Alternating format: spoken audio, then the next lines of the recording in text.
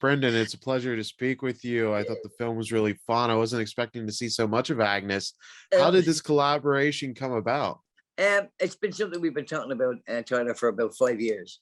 We FaceTime each other, at least once a month, and keep in touch. And while we're doing it, we'd be riffing as Mrs. Brown, and he'd be riffing as Madea, and we go, "Oh, wouldn't that be sensational? We put that in a movie." And it was one of those conversations that brought up the knickers in the bunch thing, and that came out of a conversation that we were having online, and we both wrote it down and said, "This would be so funny. We got to get this in somewhere."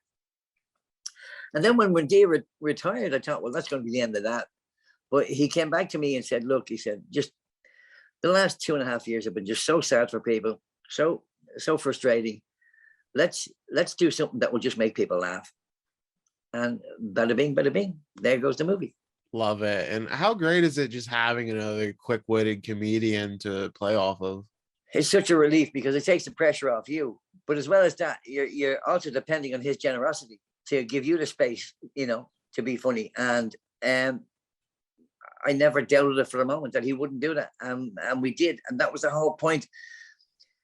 Tyler, because you comment on entertainment quite a lot. Comedians are competitive, they really are. And Tyler and I, we just hit it off. We both felt generous. You take this laugh, I'll take the next one. Ba ba bum, bada bing. And it was. If I saw him starting on a riff, going off book, I'd just stand back and let him at it, and vice versa. If he saw me starting on a riff, he'd just stand back and let me at it. It was a match made in heaven. The film ends. They tease coming to Ireland, or like she says, Iran.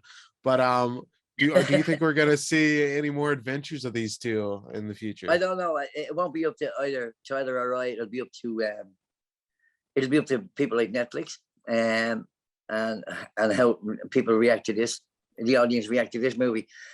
But I definitely think there's definitely more than one sequel in it. I mean, both of us could sit down and write an episode right now. We could write a movie right now about Agnes and Madea. We were talking about earlier on about Madea and Agnes going to Africa on a safari, looking for a hidden treasure or whatever. We could just be Agnes and Madea. If they were in 2 hospital beds beside each other in a hospital, it would be hilarious.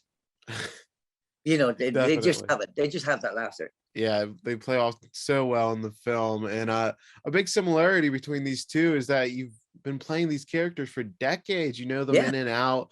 You've done plays, TV, and now a film.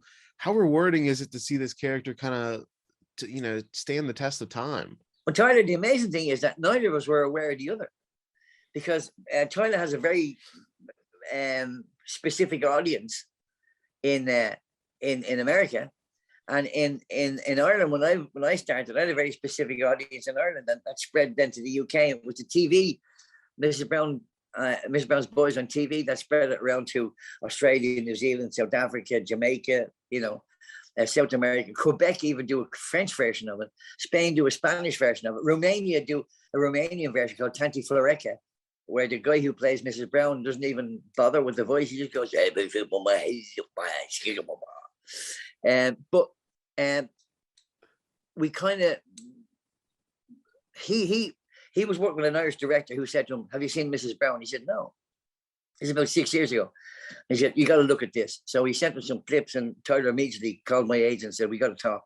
And we sat down and talked and found that not just on stage, but off stage, there's a chemistry there that we both have great respect for each other. And I find him hilariously funny.